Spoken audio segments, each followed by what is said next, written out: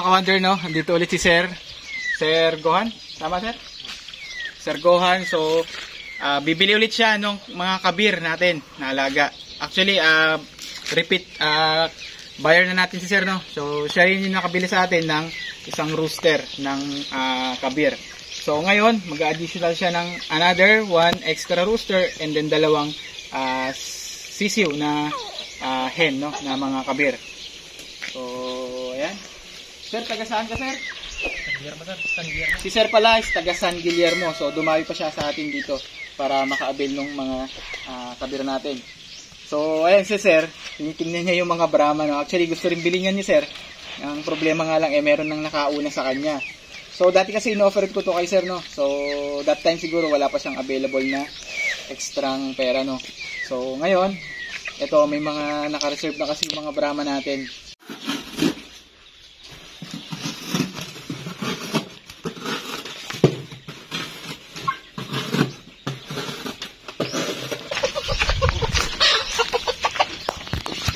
Ito yung kukunin ni Sir, no? Kabir rooster, additional niya.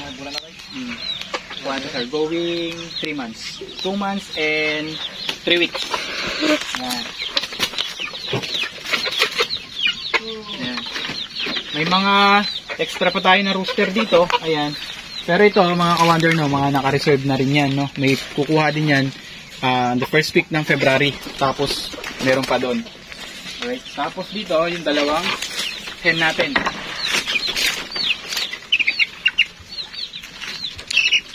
Yan. Yung dalawang hen na kabir, kukunin din to ni Sir.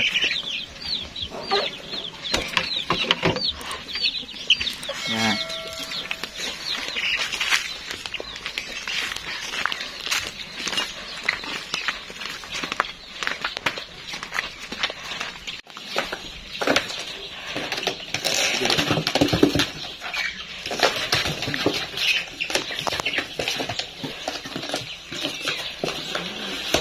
Ipon pala ito, Sir. Ito yung duwang akwa. Kasi pure feeds mo kailang balik. Makabelo na. Ito yung orekwa rin. Mais. Kadakwa si Pakang Windix.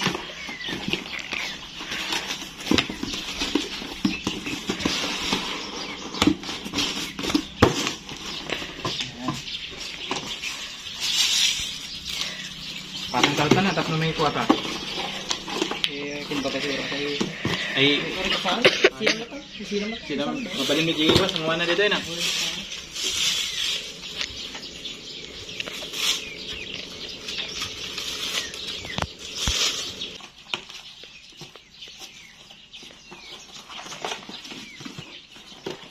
Okay.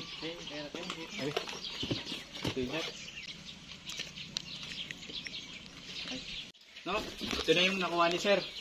Bali dalawa. Ayan. Okay, Sir. Thank you, Sir. Okay, thank you.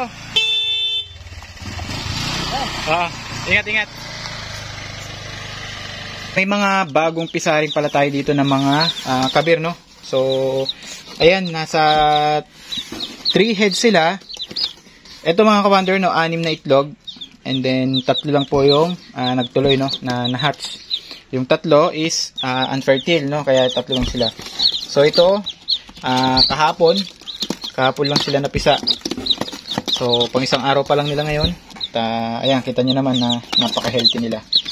Alright, so hindi pa natin nasa-set up yung kulungan natin doon, yung brooder natin, kasi gawa na may mga laman pa, no? So ngayon, nabawasan naman. So supposed to be sa mga susunod na araw, may lilipat na rin natin itong mga to doon. But for the meantime, dito muna sila.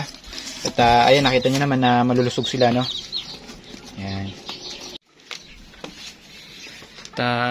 Ayan, ito po yung mga 4 months old natin, no? Yung ito, soon to be breeder natin. Ayan, sagsaan yung mga buyer natin, no? Marami tayong buyer na gustong bumili ng mga kabir. Ang problema nga lang, yun, hindi natin nabibigyan yung lahat kasi gawa nung isa lang din yung ano natin, no? Yung breeder natin na hen tsaka isang rooster. So isang pares lang sila. Kaya talagang medyo limited lang yung napoproduce nilang mga sisiw. Pero dito mga susunod na buwan, ito pagka ready na, pwede na natin isa lang yung dalawa na yan, no? Yung dalawang hen natin, no. Tapos sa kabila nga, yun nga sa kabila, may mga additional pa rin naman tayong mga hen dito na hindi na natin binenta. Ayan. Ito, nasa 2, 4, 5. Nasa 5 piraso sila. Ayan. At may mga ilan din tayong mga buyer dito na gusto na rin bumili rito. Kaso nga lang, hindi natin maibigay gawa nung, ayun nga, nagpaparami tayo ng mga kabir. So, sa mga susunod na buwan siguro, kapag nag-start na itong mag-lay ng mga itlog, ayan, pwede na nating masupplyan yung demand ng mga kabir na alaga natin. Alright?